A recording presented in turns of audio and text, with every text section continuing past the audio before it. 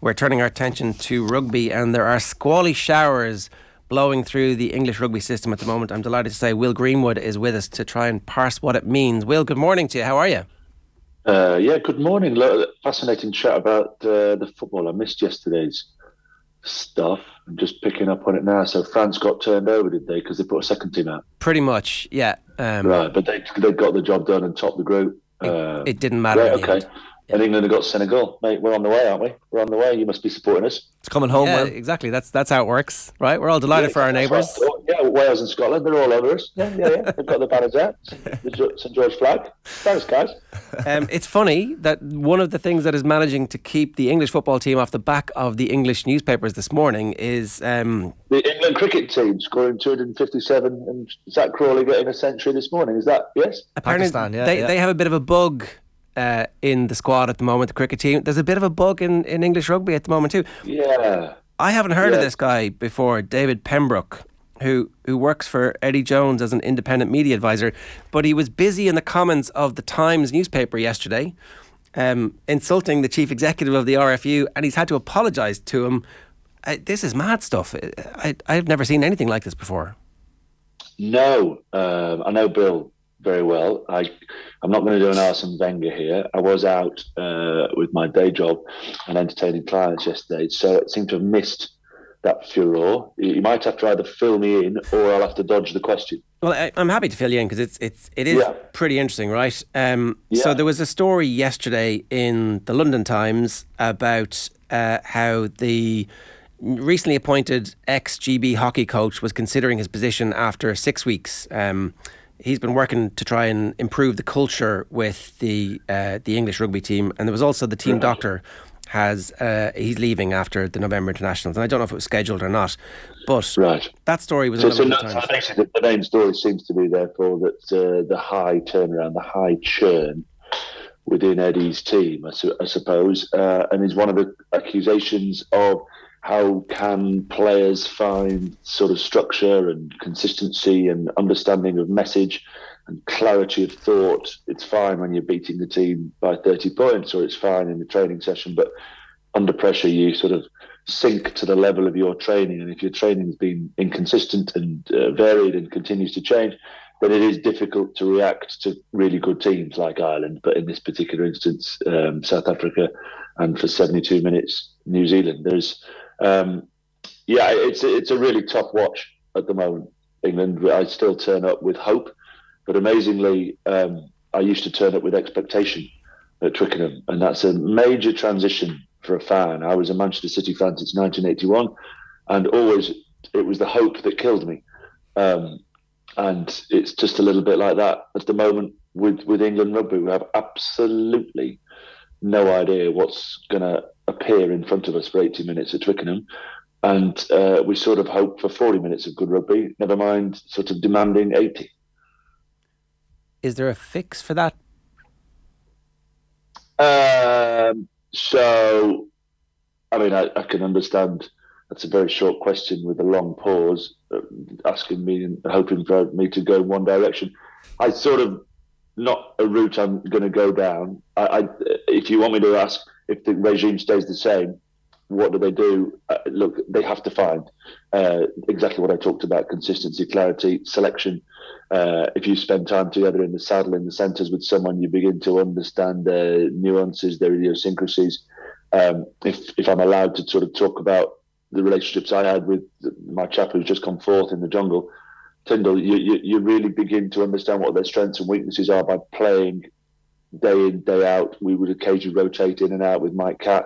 I've played with Mike since under 21s. So by the time the World Cup came around, I'd spent 11 years playing with Mike Catt. And those sorts of relationships sometimes are more important than picking the best players. Now, I'm not saying we weren't the best players, but actually to stick with a group and pick them, which to then revert back to the sort of England cricket team with McCullum and giving the opportunity to Zach Crawley, where others may have gone, you know what, it's done. But actually having that confidence as a player that the coach has your back, it is crucial. I mean, I haven't heard, and again, I've been missing because I don't work in rugby as much as I used to. Tommy Freeman, for example, been injured, been playing really well, comes in and doesn't reappear for the second half. I don't actually know. I mean, not that many played well in the first half. I don't know what he did wrong. He didn't do a huge amount right, but neither did anyone else. And I think those are the sorts of moves that make it difficult to understand and therefore tough to love. There's talk, Will, that this RFU review might be heavily influenced by the players. The players will be asked what their opinion is of Eddie Jones. Is that the right thing to do? Should players have a say? Well, I mean, you can only sort of judge it against your own team. If we did a review in our day, I mean, everyone assumes we all love Sir Clive. I love Sir Clive. He picked me. If I'm at a squad of 30, there's 15 lads who didn't love him because he didn't pick them. He put them on the bench or they weren't even in the squad. So it's always a dangerous one. But I do think it's important to get a diversity of opinion and an opinion from those who work most closely with. I think, as always, there will be the extremes. There'll be some big noise, and they have to, a little bit like, is it the ice skating marks, referees, they remove the bottom two and the top two and go with the interquartile range. I love a little bit of maths, and that tends to be in the bell curve where the vast majority of the messaging will come through. So yeah, I think it is important. I think there's always a sliding scale of weight to it, and to what weight you index and attribute player feedback. But if player feedback and noise is, for all our messages publicly of coherence and strong culture, privately isn't, then again it would make things difficult to continue. If it comes out as super strong and super positive, and they'd go to war for Eddie, then that has to be considered in amongst the results. It does seem like any one of a number of outcomes is on the table here, which hasn't traditionally been the case with a lot of these reviews. You would have felt like, okay, we're going to do our review, and at the end of it, we'll recommend that we all try and do a little bit better, and we'll all try and do that little bit better collectively. That's not the case this time for whatever reason. It doesn't feel like that. It feels like that outcome where there might be a split is at least on the cards, or as an option, or on the table rather than on the cards, maybe. Yeah, look, I think the RFU would have been confident or hopeful that by winning a series in Australia, which is not as good as winning a series in New Zealand, obviously, but still winning a series in the Southern Hemisphere would have put these discussions to bed. Like with all things, noise, media noise, understanding what's going on has a marginal impact on players. They're not daft. They can listen to it. They understand what's going on. And again, any sort of turbulence, I think you said that you used the word squall, any sort of squall in and around camp and batting off questions like this in the build-up to the Six Nations will detract from the total focus of playing. And if it detracts from the total focus of playing, then you don't perform as well as you would have done. You want to quieten that noise as much as possible. So that's the problem the RFU have. They have huge decisions to make. I'm not going to be drawn on what I would do, but there needs to be a dramatic improvement in play. Otherwise, England, who have been given a very, very favourable draw, and that is without being in any way disrespectful to Argentina, Japan, Wales, Australia, our side of the draw. But were England currently in your side of the draw with South Africa, New Zealand and France, England would be about 50-1 to get past the quarterfinals.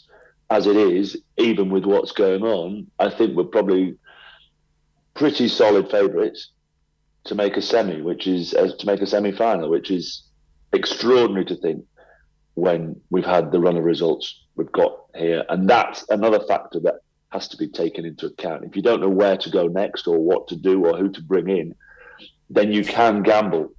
You can gamble on the fact that the World Cup draw has offered, again, these words will come back and bite me, but have offered England a very nice opportunity to play decently well without knocking it out of the park and find themselves playing in a semi-final. I mean, I think even an Irish fan would probably go, I wish we could swap places with England. Oh, yes. In the pool stages. We're very jealous. But I think the Welsh are thinking the same and the Australians are thinking the same.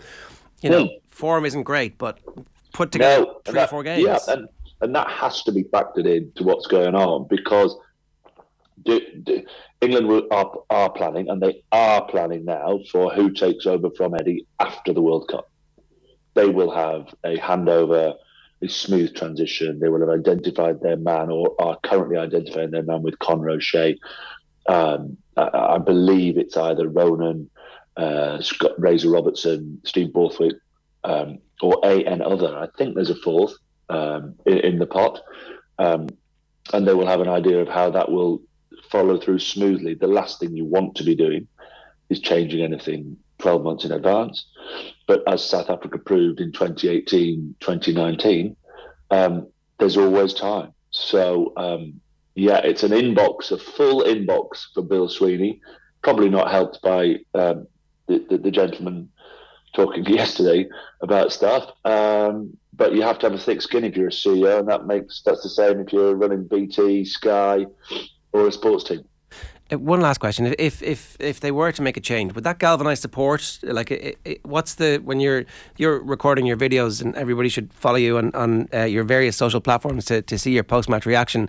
When you're done that and you're talking to the fans afterwards, there's obviously like a disconnect with the team at the moment. But is it possible that can get turned around quite quickly?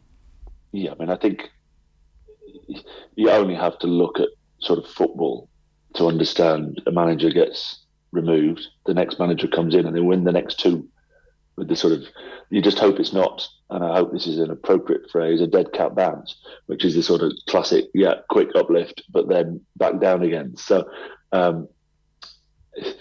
certainly what does a corporate hospitality function of 500 tell you? It really gives you a straw poll, and certainly there is a massive disconnect currently now between fans and the team. My great friend, I shall spare his blushes, but has played rugby all his life, was a decent player, has watched England all his life, left at half-time, which is an inconceivable thought from my great friend. And if he's leaving at half-time, the bellwether, the barometer is not good for what England are doing on and off the pitch. Will, great to have you with us. Thanks a million. Cheers, guys. That's Will Greenwood there, giving us some really interesting insight into how things are going at the moment.